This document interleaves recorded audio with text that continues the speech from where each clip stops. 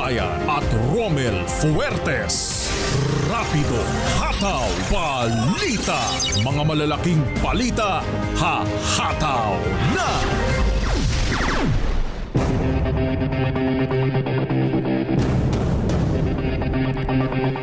Araw po tayo ng Biyernes, ika-12 sa buwan ng Hunyo. Ating pong ginaganita ang Araw ng Kasarinlan. Sa ngalan nila kay Ray Sibayan, ito ang inyong lingkod si Romel Fuertes at welcome sa inyong programa, ang Rapido Hataw Balita. Narito ang ulo ng mga balita. Selebrasyon ng Araw ng Kalayaan, sinabayan ng kilos protesta. Pangulong Marcos may mensahe ngayong Araw ng Kalayaan, huwag mapagod na mahalin ang Pilipinas. Kalayaan maaaring mawala hindi lang sa dayuhang pananakop kundi pati sa katiwalian, ayon naman kay Vice President Sara Duterte. Rekomendasyon ng Department of Agriculture sa pagpalawig ng price cap sa bigas, inaantabayanan ng Malacanang. Patay sa lindol sa Mindanao, umakyat na sa 55, halos 4,000 aftershocks ang naitala. Prayer rally kasado sa labas ng Senado, mahigit sa 3,000 katao inaasahang dadalo. Visayas Grid isa sa ilalim sa yellow alert. At napatatawa ng isang fishing vessel patay sa Zamboanga City.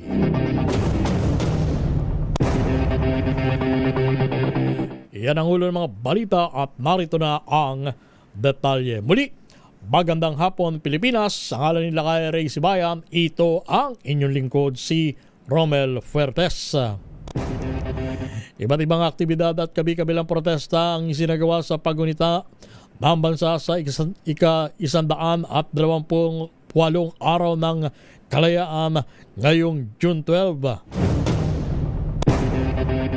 Pinangunahan ni Pangulong Marcos ang pagtataas ng watawat at pag-aalay ng bulaklak sa Rizal Monument sa Maynila kasama ang First Family, habang isang 21 gun salute ang isinagawa ng Philippine Air Force sa Manila North Cemetery. Sa Davao City, pinangunahan ni Vice President Sara Duterte ang wreath-laying ceremony sa Rizal Park. Bukod pa sa mga tradisyonal na programa sa Baroswa in Charge sa Bulacan at sa puntod ni General Emilio Aguinaldo sa Kawit, Cavite. Pero kasabay nito, kabi-kabilang mga kilos protesta naman ang ikinasa ng mga militanteng grupo sa Metro Manila. Sa Calao at Taft Avenue, magprotesta mga progresibong grupo laban sa presensya ng militar ng Amerika, habang sa Plaza Lapu-Lapu sa Quezon City ay kinalampag ng mga manggagawa ang gobyerno laban sa korupsyon at political dynasty.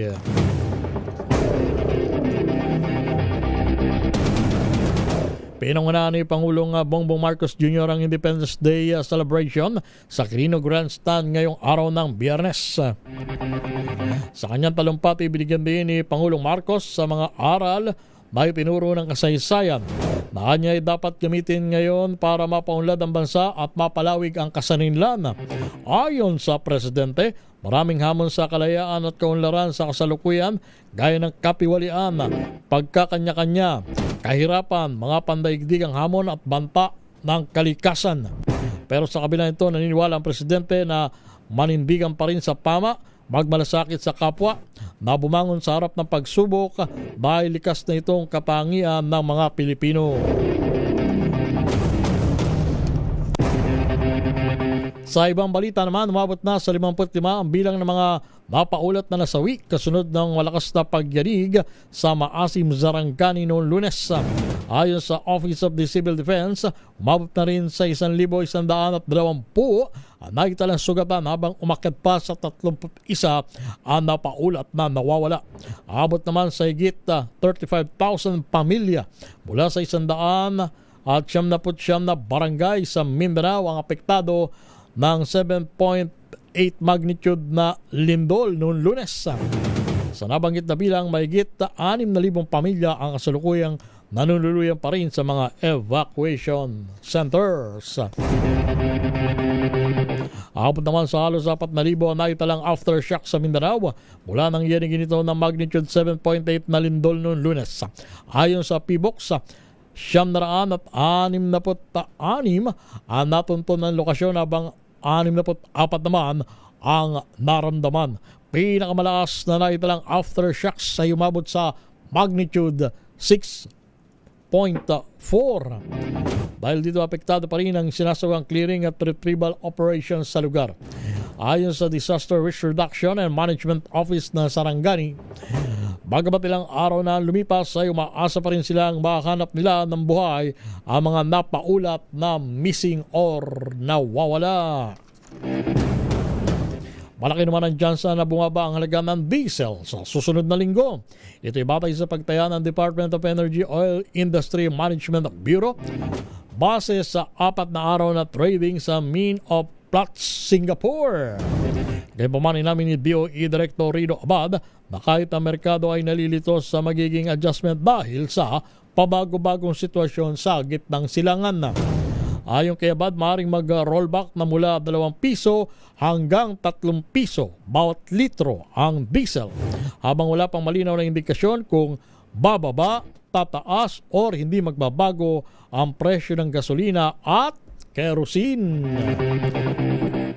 Isa sa ilalim sa yellow alert ngayong gabi ang Visayas Grid dahil sa manipis na supply ng kuryente. Ayon sa National Grid Corporation of the Philippines, iiral ang alerto mula alas 6 hanggang alas 8 ng gabi. Sa abiso ng ahensya, bunso dito ng mataas na demand sa kuryente kasabay ng pagkawala ng serbisyo ng ilang malalaking coal plant sa riyon. Nasa 2,663 megawatts lang ang available capacity ngayong araw ng Visayas Grid, habang ang demand ay posibleng pumalo sa 2,441 megawatts. Matuklasan ng mga bangkay ng 4 na tauhan ng isang fishing vessel na nakadaong sa isang pagawa na sardinas sa Zamboanga City. Ayon sa kapulisan, matagpuan na lamang ng mga tauhan ng FB Kevin ang kanilang mga kasamahan na nakahandusay sa loob ng fish hold ng barko. Batay sa investigasyon, 2 tauhan ang pumasok sa loob ng compartment para na maglinis pero bigla silang nawalan ng malay. Sa paniwalang na kuryente ang 2, agad na pinatay ng mga trabahador ang supply ng kuryente ng barko. Pero napasukin muli ito ng 2 pang tauhan, bigla rin silang nag-collapse. Iniimbestigahan na ng mga otoridad kung na-expose ba sa nakalalasong kemikal ang 4 na biktima. Sinisilip na ng kapulisan kung may nalabag bang occupational safety at health protocols ang nasabing paggawaan ng sardinas. Meron tayong 10 minuto makalipas ang alas 2 ng hapon. Labas na tayo ng ating impilan na Malacanang. Inihintay pa ang rekomendasyon ng Department of Agriculture para sa pagpapalawig ng price cap sa bigas. Ibalita mo yan, RH number 14, Maringlet Narciso. Maringlet. Romel, pag-aaralan ni Pangulong Ferdinand Marcos Jr. ang pangangailangan kung dapat palawigin ang 50 pesos kada kilong price cap sa imported na bigas. Ayon kay Palas Press Officer Claire Castro, batay ito sa magiging rekomendasyon ng Department of Agriculture. Sabi ni Castro, wala pang final na desisyon sa bagay na ito dahil kailangan pa rin suriin ng National Price Coordinating Council bago isumite para sa pag-aproba ng Pangulo. Batay sa naunang inilabas na Executive Order No. 118, ipatutupad ang price cap sa loob ng 30 araw sa buong bansa, maliban na lang kung alisin na ng mas maaga ng Presidente batay sa rekomendasyon ng NPCC. Nakapaloob rin sa kautusan na magsasagawa ang NPCC ng periodic review ng implementasyon ng price ceiling kada 15 araw at magre-rekomenda ito sa Pangulo kung dapat ipagpatuloy, i-adjust o alisin na depende sa sitwasyon sa merkado. Magtatapos ang itinataw na 50 pisong kada kilo na maximum suggested retail price sa bigas sa katapusan ng Hunyo. Kaugnay nito, Kinumpirma rin ng palasyo na may mga rice retailer na iniimbestigahan dahil sa umano'y hindi pagsunod sa itinatutupad na price cap. Ito si Let Narciso para sa DZRH. Una sa Pilipinas, una sa Pilipino. Kalayaan sa kahirapan dapat pangunahing tugunan ngayong araw ng kalayaan ayon sa mga senador. Ibalita mo yan RH number 28, Paring Raymond at taas. Paring Raymond. Paring Romel, mahirap tawagin tayo ay malaya na kung hanggang ngayon ay nandyan pa rin ang mga matitinding problema na kinakaharap ng ating mga kababayan. Ito ang deklarasyon ni Senador Risa Hontiveros kasabay ng pagdiriwang na ika-128 taong proklamasyon ng kalayaan ng bansa. Ayon kay Hontiveros, nararapat lamang na tayo ay magbigay pugay sa tapang ng mga Pilipinong nauna sa atin, ganun din sa tapang ng mga pamilyang lumalaban sa ngayon. Ngunit hindi pa ganap ang kalayaan kung milyon-milyong pamilyang kinakapos sa pagkain, walang disenteng kita at kulang ang serbisyong medikal. Hindi lubos ang ating kalayaan kung ang magsasaka, mangisda, manggagawa, kabataan at mga biktima ng sakuna ay napag-iiwanan. Kaya dapat maipadama ang kalayaan sa bawat tahanan at komunidad. Sabi ni Hontiveros, karapatan ng bawat Pilipino ang isang pamahalang nakikinig, maasahan, mabilis kumilos at hindi nakalilimot sa mga sektor na nangangailangan. Hamon ng senador, hindi dapat susuko, hindi makalimot, patuloy na umasa at magmahal sa bayan. Paalala naman ni Senator Loren Legarda, ang malayang bansa ay dapat patuloy kumikilala, umuunawa at panatilihin ang kultura at pamana. Ipinunto rin ni Legarda na ang isang malayang bansa ay dapat kumikilala, umuunawa at magpanatili ng kultura at pamana. Maliban sa ating mga tradisyon at kultura ay dapat nating pangalagaan ang ating dagat, kagubatan at panatiling matatag, malaya at may pananagutan ng ating mga institusyon. Para kay Legarda, doon lamang natin masasabi na ang kalayaan na ipinaglaban ng ating mga ninuno ay buhay sa ating panahon at ligtas para sa bawat henerasyon ng Pilipinong magmamana ng Republika. Ito si RH28 Raymond Advance para sa DZRH, una sa Pilipinas, una sa Pilipino. 15 minutos makalipas ang alas 2 ng hapon, halos 1,000 relihista mag-ilos protesta sa iba't ibang lokasyon sa Metro Manila. Ngayong sineselebrate ang Araw ng Kalayaan. RH number 52, Edniel Parosa. Edniel. Romel, 8 kilos protesta ang binantayan ng pulisya sa iba't ibang lokasyon sa Kamaynilaan pa lamang ngayong ika-128 anibersaryo ng Araw ng Kalayaan. Sa monitoring ng Philippine National Police na inilabas dito sa Campo Crame, nasa 920 na relihista ang nagsagawa ng programa sa Maynila, Quezon City, maging Southern NCR ngayong araw ng Biyernes. Kabilang dito ang pagbabandalize ng ilang grupo ng kabataan sa Calao Avenue na bahagyang nagkaroon pa ng tensyon kani-kanina. Ayon kay NCRPO spokesperson Police Major Hazel Asilo, isang civilian personnel ng PNP ang inispreya ng pintura nang sinitan nitong nagbabandalize sa Center Island ng kalsada. Tinangkapang arestuin ng pulisya ang sangkot pero nagpumiglas itong lalaki at nagtanggal umano ng damit hanggang sa tuluyang makatakas. Sabi ni Asilo, bukod sa pintura sa ulo at balikat, hindi naman nagtamo ng malalang injury ang biktimang pulis, pero patuloy nilang kinikilala itong suspect na maaaring maharap sa reklamong paglabag sa lokal na ordinansa. Samantala, halos lahat ng naitalang rally ay tapos na, maliban na lamang sa aktibidad ng Pro Duterte Group sa bisinidad ng Senado. Bukod sa insidente naman sa Calao, Maynila, binanggit ng PNP na nanatiling payapa o walang untoward incident itong ika-128 pagunita sa araw ng kasarilan hanggang sa mga oras na ito. Ako si Edniel Parosa, DZRH, una sa Pilipinas, una sa Pilipino. Maraming salamat, Edniel Parosa. Samantala, UAE magpapaabot ng tulong para sa mga naapektuhan ng magnitude 7.8 na lindol sa Mindanao. Ibalita mo yan, RH number 4, Miss Karen Oyong. Miss Kay. Yes, kasamang Romel, magpapaabot ng tulong o assistance sa United Arab Emirates para sa mga biktima ng malakas na lindol na yumanig sa Mindanao kamakailan. Itong inanunsyo ng Embahada ng UAE kung saan magpapaabot ng kinakailangan tulong ang UAE Aid Agency sa mga matinding naapektuhan ng 7.8 magnitude na lindol na tumama sa timog na bahagi ng Mindanao, particular na sa General Santos City, Sarangani at mga coastal towns ng Sultan Kudarat Lunes ng umaga.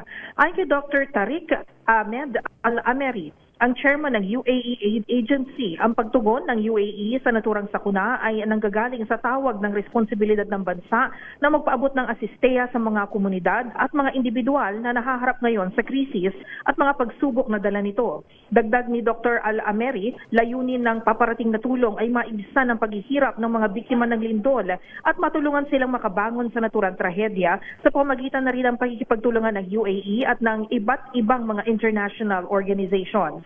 Nilinaw naman ni Dr. Al-Ameri na nakabase ang relief assistance ng UAE sa isinasagawang comprehensive needs assessment upang matukoy ang mga prioridad at pangunahing pangangailangan ng mga apektado. Kasabay nito, nagpahiwatig ng pakikiisa ang UAE sa pamagitan ng Ministry of Foreign Affairs sa lahat ng mga naapektuhan ng lindol, kung saan may tinatayang 55 na ang nasawi habang 1,100 na individual naman ang naiulat na nasaktan dala ng naturang lindol. Kasalukuyan pag inaalam kung ano ang kabuang halaga ng nabanggit na assistance, kung idadaan ba ito sa pamahalaan o via non-government agencies at anong klaseng assistance ang iaabot ng UAE sa mga biktima ng lindol. Ako si RH4 Karen Oyong nag-uulat para sa DZRH. Una sa Pilipinas, una sa Pilipino. Samantala, magtungo tayo sa labas ng Senado. Prayer rally kasado na. Higit 3,000 katao ang inaasahang dadalo. Ibalita mo yan, RH number 15. Giselle Ricafort. Giselle, kamusta ang sitwasyon sa labas ng mataas na kapulungan ng Kongreso? Giselle? Kay Romel Casado, yung malakihang prayer rally sa labas nitong Senado ngayong ika-128 araw ng kalayaan. Ayon sa mga supporter ng mga Duterte, may ilang religious group umano yung makikisa sa pagtitipon. Posible pa nga nilang pumalo sa 10,000 yung maaaring lumahok sa pagkilos ngayong hapon. Sa panig ng NCRPO, sinabi ni Director Major General Anthony Aguirre, walang grupo yung nakaselyo ng permit para magkilos protesta sa labas nitong mataas na kapulungan. Pero bibigyan pa rin daw nila ng pagkakataon yung mga demonstrador na magpahayag ng kanilang saloobin hanggat hindi sila manggugulo o babali sa anumang batas o patakaran. Sabi pa ni Abirin, daragdagan niya yung 1,000 o mahigit 1,000 na police deployment dito kapag bumuhos yung mga demonstrador. Karaniwan din kasi anyang inaabot ng gabi yung mga kilos protesta dito sa lugar. Naniniwala yung direktor na hindi makapapasok sa Senado yung mga magtatangkang makapuslit doon dahil sa higpit ng seguridad ngayon. Pakinggan natin si NCRPO Director Major General Anthony Abirin. Para sa permit is concerned, wala po kaming na-monitor na nag-apply ng permit. But just the same, bibigyan natin ng pagkakataon ating mga kababayan, of course, sa malayang pagtitipon. And we will always observe maximum tolerance. Pababayaan natin sila. As long as wala naman silang nilalabag na batas, let them express what they want to happen. Ito si Giselle Ricafort para sa DZRH, una sa Pilipinas, una sa Pilipino. Giselle, Kay Romel. pero so far, mga gaano na kadami ang mga tao dyan na nagsasagawa ng programa sa harap ng Senado? Ang initial na numero na nakuha natin kanina kay Romel ay 500 yung mga nagkampo dito na mga taga-suporta ng mga Duterte. At ngayon lamang merong mga panibagong batch ng mga nag-motorcade na Duterte supporters dito sa labas ng Senado. Mamaya lamang siguro bago mag-alas 3 ng hapon yung binabanggit nila na pagsisimula ng programa, yun daw malawakan na prayer rally nila kasama yung iba't iba pang grupo, kabilang na di umano yung ilang religious group kay Romel. Pero bantay sarado itong labas ng Senado ng mahigit 1,000 tauhan ng National Capital Region Police Office. At ang kalagayan ng panahon, Giselle? Ang kalagayan ng panahon dito kay Romel sa Jokno Boulevard, Pasay City, makulimlim yung panahon dito at tila baga nagbabadya yung pagbuhos ng ulan lakay. Okay, sige, mag-iingat sa coverage, Giselle. Maraming salamat. Salamat sa kay Romel, balik sa'yo. Samantala, DNR naglabas ng Water Conservation Advisory sa gitna ng banta ng El Nino. Ibalita mo yan, RH number 5. Val Gonzalez. Val. Romel, umapila ngayon si Environment Secretary Juan Miguel Cuna sa mga residente, negosyo at lokal na pamahalaan na magtipid sa tubig. Ito ay upang maprotektahan ang inuming tubig, mga ospital at iba pang mga essential services. Katuwang ang Water Resources Management Office at ang National Water Resources Board. Hinimok ng DENR ang publiko na huwag magpat sa paliligo at gawin itong mabilisan. Isara ang gripo habang nasisipilyo. Agad ayusin ang mga tagas at muling gamitin ang gray water kung ligtas. Sa Water Advisory number 1 na inilabas ng DENR, pinagbabawal muna ang mga hindi naman mahalagang paggamit tulad ng paghuhugas ng sasakyan, pag-host ng driveway at pagpuno ng private swimming pool, maliban na lamang kung kailangan sa kalusugan.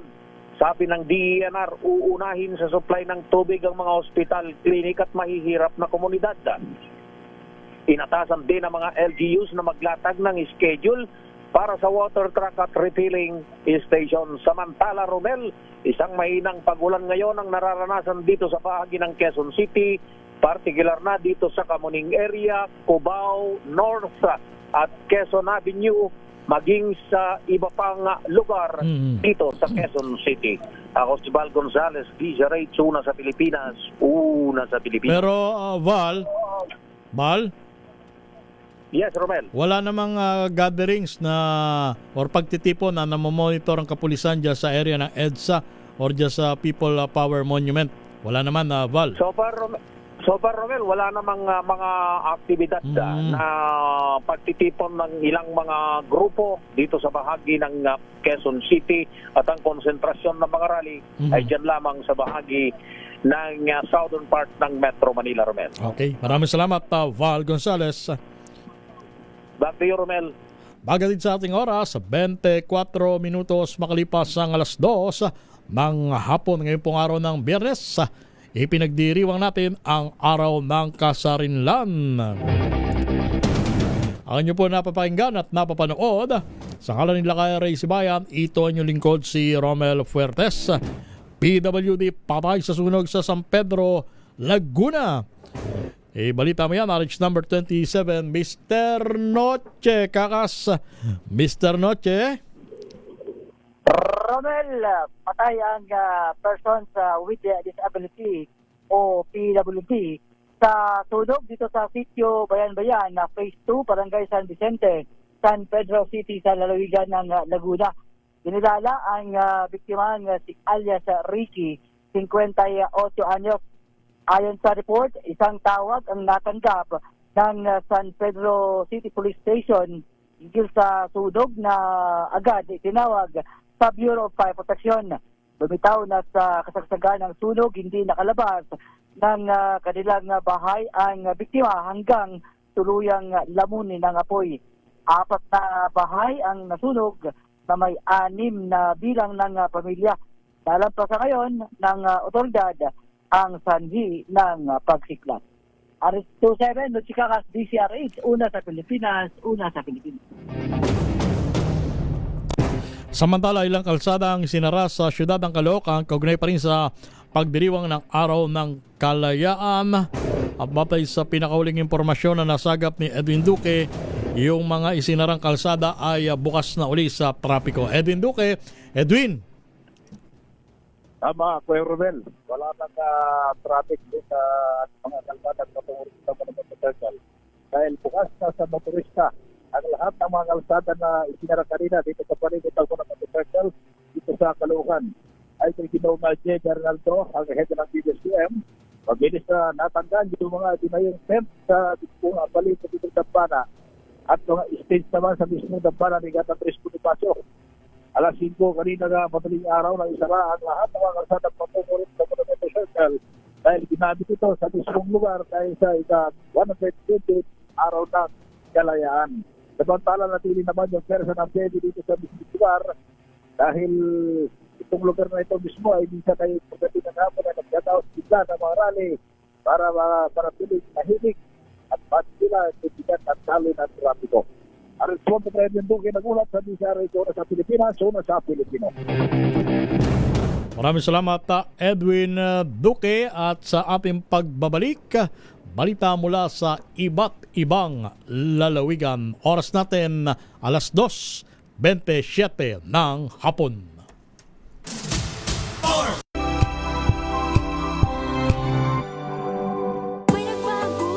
May arte? May budget?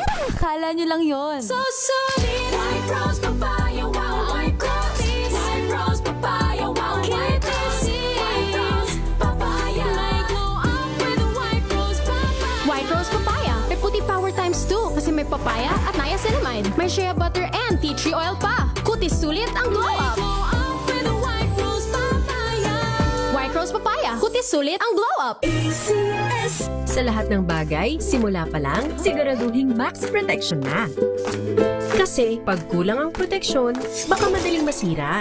Sa ngipin, dapat may max protection din. Max sa alaga ng unique toothpaste.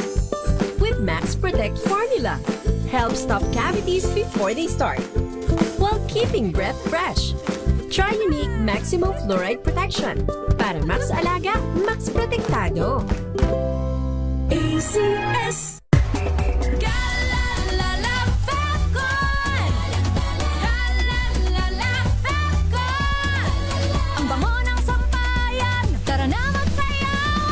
Fabcon, amoy nakaka-joyful! Sa puso ng kalikasan, natatangi ang prutas ng mangosteen.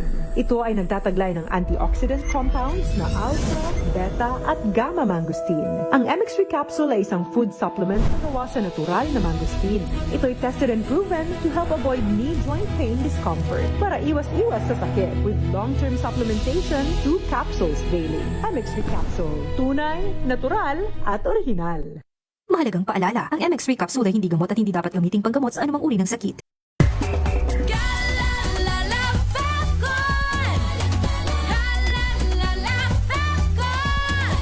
Ang bango ng sampayan, tara na magsayawan! Fabcon, amoy nakaka-joyful! MX3, dito ko bilib.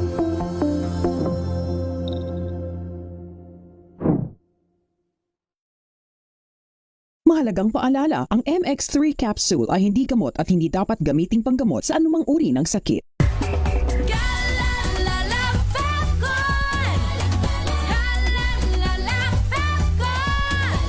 Ang bango ng sampayan, tara na magsayawan! Fabcon, amoy nakaka-joyful!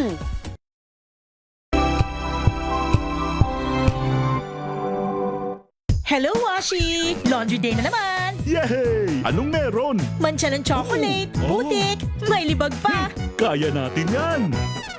With Pride Washing Machine Detergent, may triple stain-away formula. Tanggal ang makapit, madikit, at malupit na dumit mancha. Kaya easy-easy ang labada. Mula noon hanggang ngayon! All you need is pride! All you need is pride! ACS!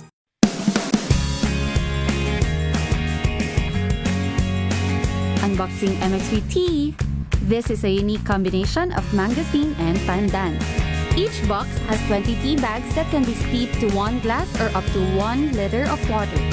Enjoy it hot or cold. Shop at Lazada, Shopee, and in leading drugstores nationwide.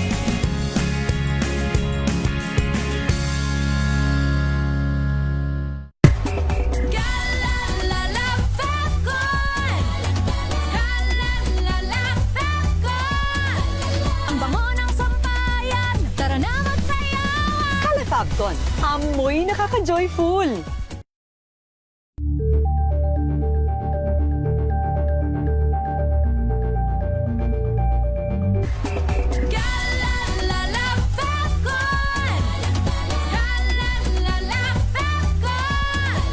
Ang bango ng sampayan, tara na magsayawan! Fabcon, amoy nakaka-joyful!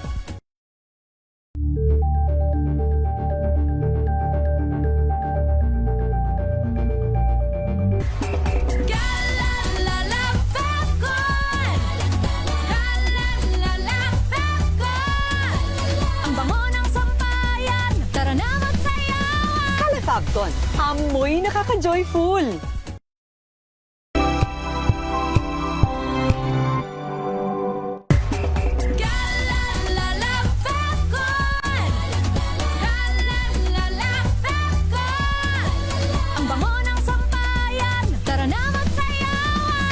Fagton, amoy nakaka-joyful.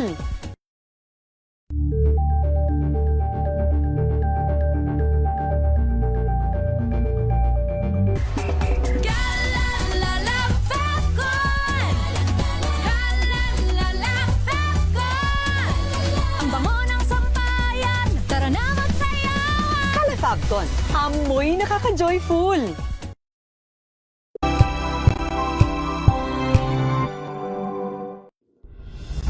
Tuloy-tuloy ang pagtulong, tuloy-tuloy ang pagseserbisyo at tuloy-tuloy ang balitaan kasama si May Binauhan sa Operation Tulong mula Lunes hanggang Biyernes.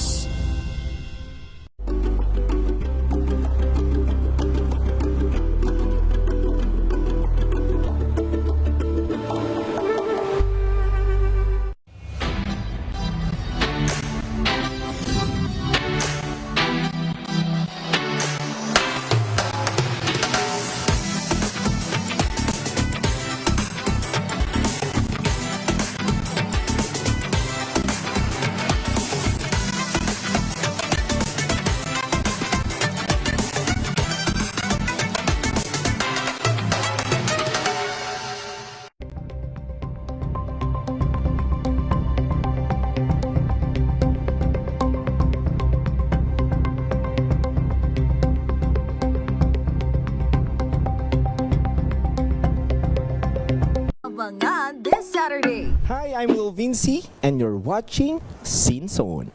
Chikahan with Shanita Girl hitmaker Lil Vinci. To be honest, hindi ko naiisip na nangyari po yun sa buhay ko. The show must go on. Oo, kailan lang nag-perform kami sa isang event. Kasama ko si Uncle Dagos. Pasalamat ko po kay Vinny Saturno. 2016 ko po yan ginawa. Tapos in-out po yan 2020 na po. Ito naman tayo sa AI music. Pero hindi pa pwede kasing ilabas mo na talaga yung music na more on AI lang iaasa mo sa kanya. Di ko mapigilan aking nadarama, may Chinita Girl. Alas 12 ng tanghali, dito lang sa DZRH TV.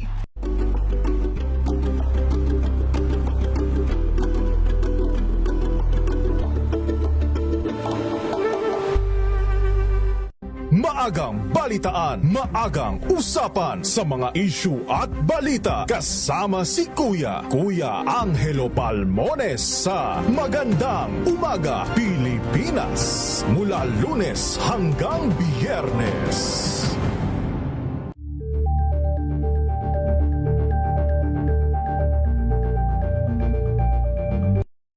Mga balitang gigising sa inyong umaga. Mga balitang kailangan mong malaman. Mapapakinggan sa ACS Balita sa 2x2 kasama sina Anthony Taberna at Jerry Baha. Lunes hanggang Biyernes.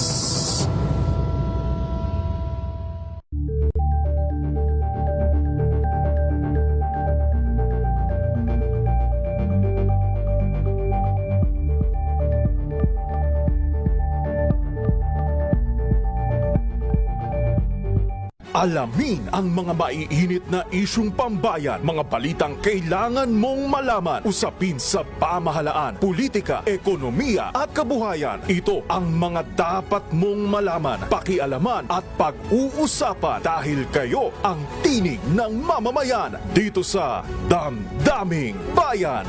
Live sa DZRH Radio, DZRH TV at DZRH Digital. Kasama sina Lakay, Deo Macalma at Elaine Apit. Araw-araw, Lunes hanggang Biyernes. Damdaming Bayan.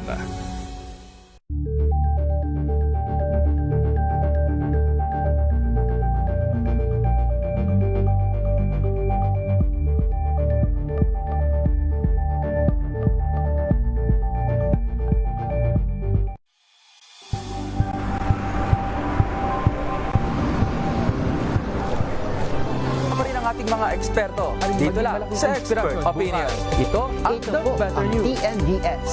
Trending and Isang kwento, iba't ibang anggulo. Dito sa Hoy. Bawat pananagutan ating tatalakayin dito sa Hoy. Bawal yan. Pilipino, dito lang sa DZRH. Matchable entertainment and lifestyle. Ito ang MBC TV Network News. Una sa Pilipinas, una sa Pilipino.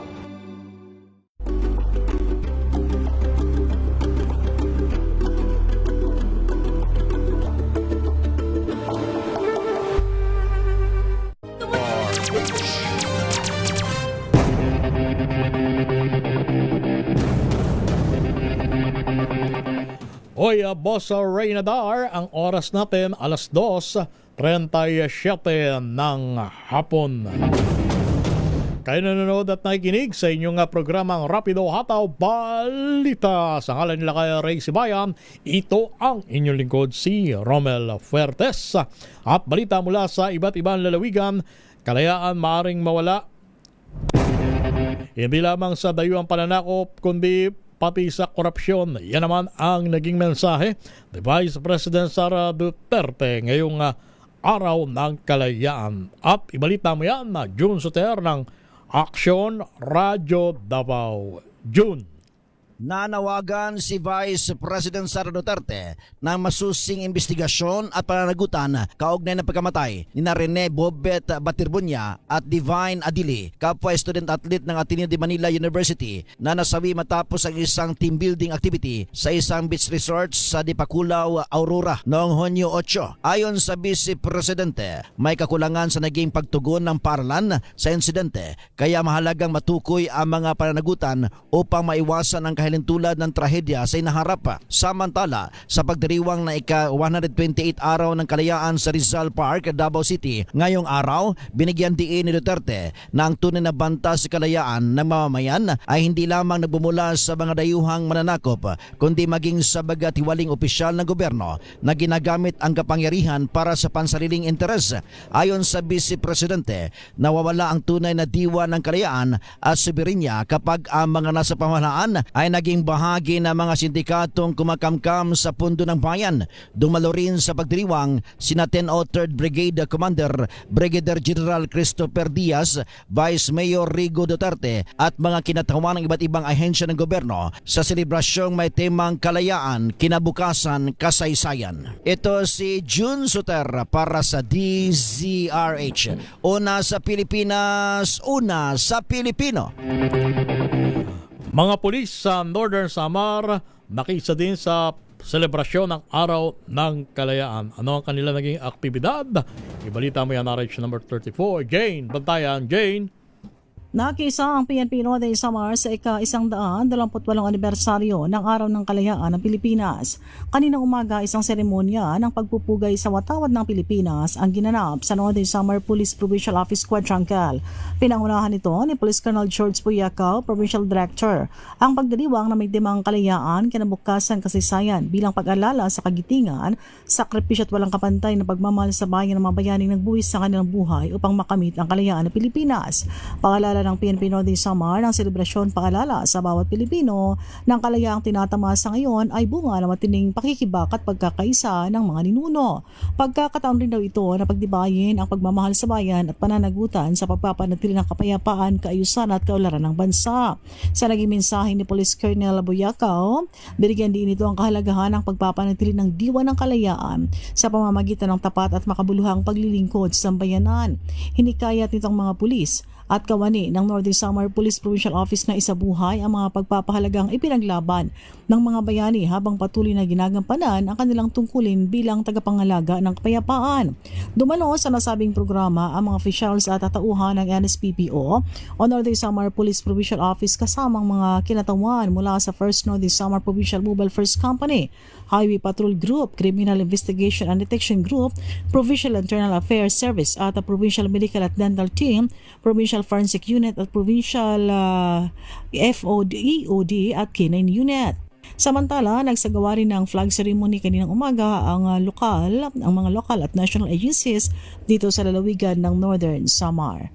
Mula sa Aksyon Radyo Katarman, RH34, Jane Galit Bantayan ng DZRH, una sa Pilipinas, una sa Pilipino. Pangasinan Provincial Police Office nakilahok din sa ika-128 anibersaryo ng Araw ng Kalayaan ngayong Biyernes. Freddy Fajardo, ibalita mo yan, Freddy.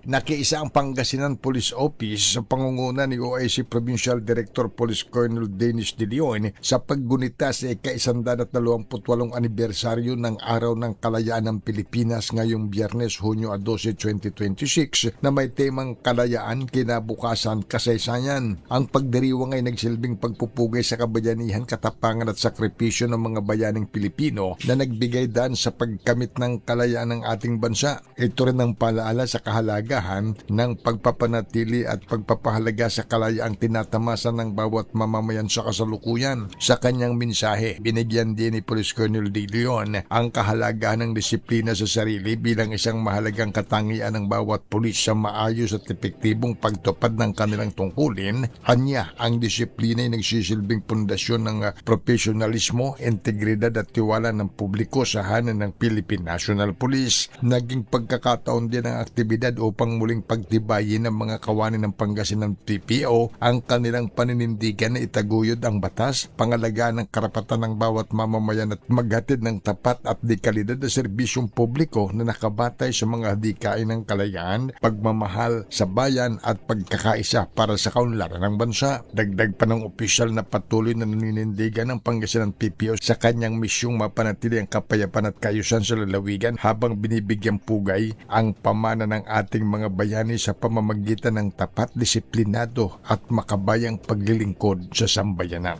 Mula sa Action Radio Pangasinan, ito si Freddy Fajardo, Aristarte Taguulat para sa DCRH Una sa Pilipinas, Una sa Pilipinas. At meron namang isang patrolman sa Iloilo ang inireklamo ng tangkang panggagasa. Ang buong detalye, balita mo yan, Jocelyn Maque ng Action Radio Iloilo. Jo. Kalaboso ang 29 anyos na police patrolman matapos tangkain na halayin ng 26 anyos na empleyado ng isang pension house sa Iloilo City. Ayon sa hepe ng Police Station 7 sa City Proper, Police Major Eduardo Chacon, nag-check-in sa pension house ang pulis dahil merong aktibidad na pupuntahan sa Police Regional Office 6. Ang nasabing empleyado ang tumulong sa police patrolman. Mula sa Mindanao, ang nasabing pulis na na-assign sa Regional Mobile Force Battalion 6 kaya nag-check-in ito sa pension house dahil walang matuluyan sa lungsod. Ayon sa complainant, nagmamap siya ng kwarto nang biglang dinakma umano ng pulis sa masiselang bahagi ng kanyang katawan. Dahil dito nagpaalam ang complainant na lalabas dahil may kukunin pero ginawa niya itong rason upang magsumbong sa kanyang live-in partner at makareport sa pulis. Wala namang kamalay-malay ang patrolman na nagsumbong sa mga pulis ang complainant kaya nadatnan siya sa kanyang kwarto at inaresto. Nagpalabas ng statement si PRO6 Acting Regional Director Brigadier General Randolph Tuanyo na hindi nito tinotolerate ang ginawa ng patrolman. Pinasiguro rin niya na mag-iimbestiga ang PRO6 para sa nararapat na penalidad laban sa inireklamong pulis. Kinasuhan na ng attempted rape ang nasabing police patrolman. Mula sa Action Radio Iloilo, ito si Jocelyn Maque para sa DZRH, Una sa Pilipinas, Una sa Pilipino. Maraming salamat, Jocelyn. Samantala, magtungo naman tayo sa Mindanao. Mayor ng Cotabato City kumala sa United Bangsamoro Justice Party at nanumpana bilang bagong miyembro ng Bangsamoro Federalist Party. Ang detalye, balita mo yan, RH number 19, Paring June. Di mo kuta ka, Paring June. Paring Romel, may kaugnayan sa paparating na Bangsamoro election. Ang mayor ng Cotabato City ay formal nang kumala sa UBJP at nanumpa sa BFP. At ngayong araw, formal nga nanumpa bilang bagong miyembro ng Bangsamoro Federalist Party o BFP si Cotabato City Mayor Bruce Matabalaw, 10 na ilang city councilors at mga barangay chairman. Mismong sina Bangsamoro Federalist Party President MP Dr. Tom Antok at itong City Chapter President MP Attorney Nagib Narimbo ang nanguna sa all-faking ceremony na dinaluhan ng iba't ibang sektor ng Bangsamoro community. Sa mensahe ni Dr. Tom Antok in behalf of the BFP members sa buong BARM region, tapos po nitong tinatanggap ang opisyal na pagsanib ni Mayor Bruce Matabalaw sa BFP na magiging daan naman ng tuloy-tuloy na serbisyo at pagkakaisa tungo sa minimiting kapayapaan. Sa mensahe naman ni BFP Cotabato Chapter President Attorney Narimbo, ang tunay na daan sa minimiting pag-unlad sa Bangsamoro region ay ang pagkakaisa sa isang layunin na ang makikinabang ngayang Bangsamoro people na uhaw sa tunay na pagbabago sa nakalipas sa mahigit 50 taong struggle ng sa Bangsamoro Homeland. Una nang nagpaabot ang kanyang mensahe ng pasasalamat at pangunawa si Mayor Matabalaw sa dating political party na kanyang kinaaniban, ang UBJP. Mula sa Central Mindanao, RH19, June Dimakutak, DZRH, una sa Pilipinas, una sa Pilipinas. Pagdating sa ating oras, meron na lamang tayong 12 minutos bago sumapit ang alas 3 ng hapon. BPI target makabenta ng 4.5 milyong piso sa Layag Leyte Bonanza Trade Expo. Ibalita mo yan, RH number 32, Jimmy Angay Jimmy. Binuksan ang 4 na araw na Layag Leyte Bonanza Trade Expo 2026 sa Robinson's Place, Tacloban, kung saan tampok ang mga dekalidad na produkto gawa ng mga negosyante sa lalawigan ng Leyte. Ayon sa Department of Trade and Industry, DTI, may kabuwang 36 na micro, small and medium enterprises ang lumahok sa trade fair upang may pakita at ibintang kanilang mga produkto. Kabilang sa mga tampok na produkto ang mga processed food, coconut-based products, home-style furniture at bagong produkto mula sa Tacloban City. Na rin purple, isang masustansyang inumin na gawa ng blue ternit. Target ng DTI makapagtala ng 4.5 milyong pisong binta sa Trade Expo ngayong taon na mas mataas ng 7% kumpara noong karaang taon. Ayon kay DTI Provincial Director Dr. Faustino Gayas Jr., bukod sa pagsuporta sa lokal na produkto at pagbabago ng ekonomiya, layunin din ng programa mabigyan ng kakayahan ng mga komunidad na mapaunlad ang kanilang kabuhayan kahit lampas na sa mga intervention ng DTI. Mula dito sa DYVL Action Radio Tacloban, ito si RH32 Jimmy Angay para sa DZRH, una sa Pilipinas, una sa Pilipino. Maraming salamat, Jimmy Angay. Standby ka muna, Kayla, sa iyong Metro Manila report. Magtungo muna tayo sa DOST Pag-asa at alamin natin ang kalagayan ng panahon. Kanina napakainit pero ngayon medyo kumukulimlim na dito sa area natin sa Pasay City. At kanina nireport ni Val Gonzales na mukhang nagbabadya din ng pag-ulan dyan sa Quezon City. Magandang hapon, Dr. John Manalo ng DOST Pag-asa. Good afternoon. Good afternoon din po, Sir Romel, at din sa mga taga-subaybay natin dito sa DZRH.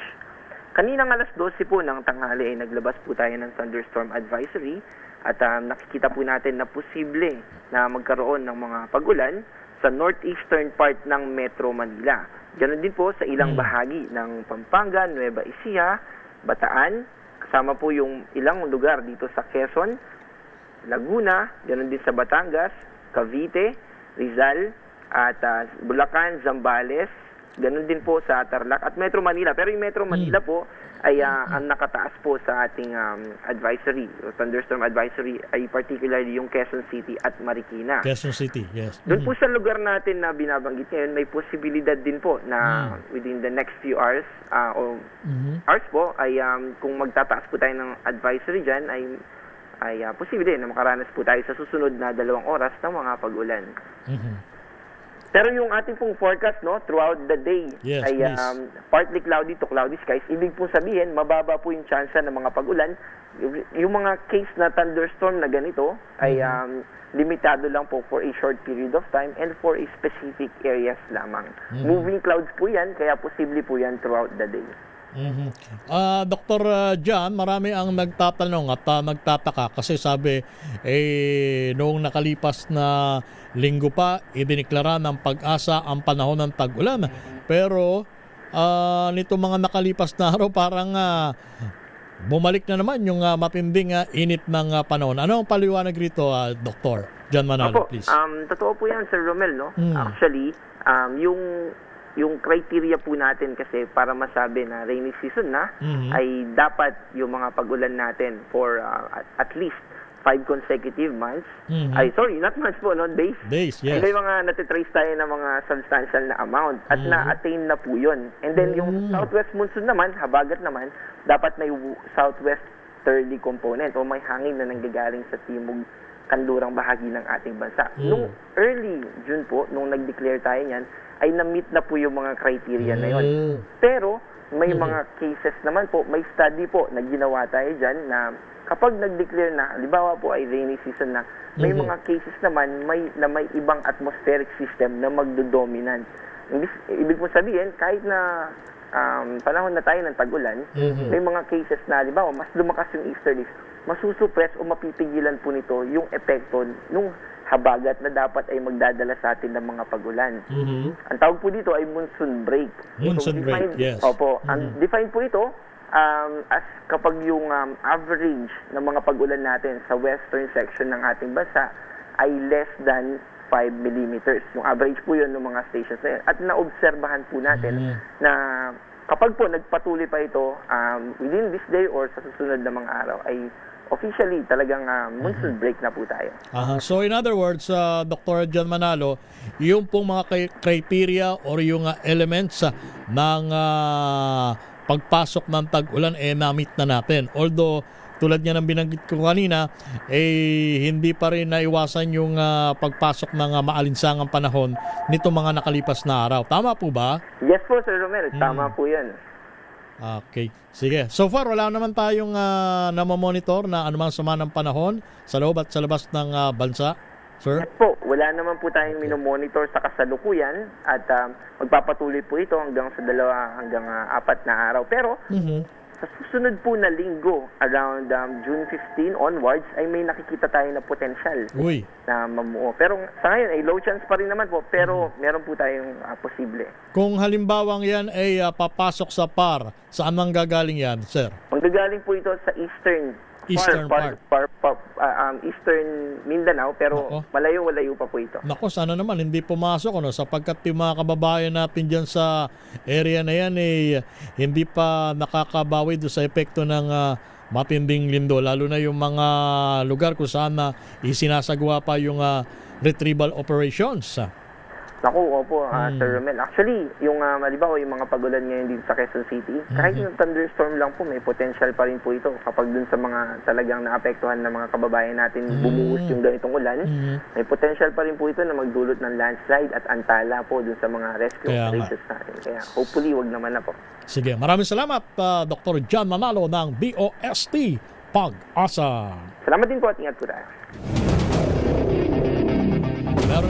Meron lamang tayong 5 minuto bago sumapit ang 3:00 ng hapon. Metro Manila ngayon! At kamustahin natin ang Kalakang Maynila sa pamamagitan ng report ni Kyle Bullas. Kyle. Lakay Romel, abiso pa rin sa ating mga motorista. Asahan na ang pagbagal ng daloy ng trapiko sa ilang bahagi ng Payatas Road Corner, Samsung Street dyan sa Quezon City.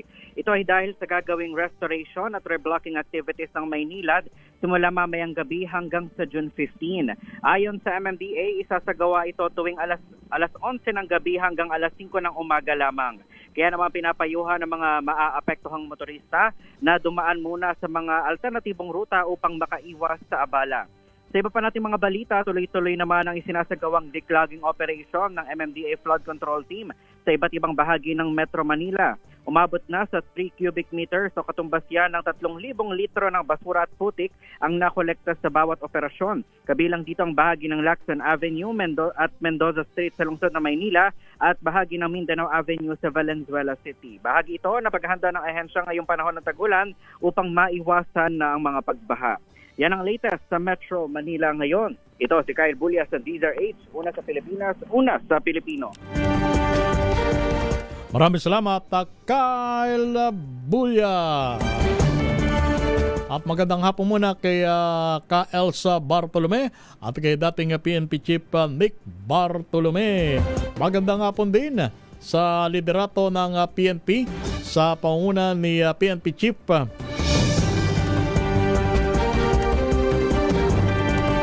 at sa number 2 man ng PNP, si General Bernard Banak, sir. Good afternoon. Oras natin, meron lamang tayong 3 minuto bago sumapit ang 3:00 ng hapon. At sa ngalan nila kay Race Bayant, ito ang inyong lingkod, si Romel Fuertes. At susunod na ang programa ni Miss May Binauan.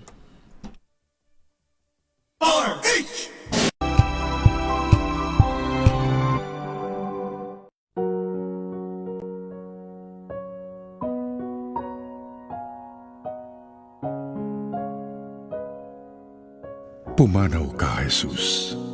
Subalit ang bukal ng buhay ay bumalong para sa mga kaluluwa at sa karagatan ng awa ay bumugso para sa sanlibutan. O bukal ng buhay, walang hanggang awa ng Diyos. Yakapin mo ang sangkatauhan at ibuhos mong ganap ang iyong sarili para sa aming lahat. O banal na dugo at tubig na dumaloy mula sa puso ni Jesus bilang bukal ng awa para sa aming lahat. Ako ay nananalig sa iyo, banal na Diyos.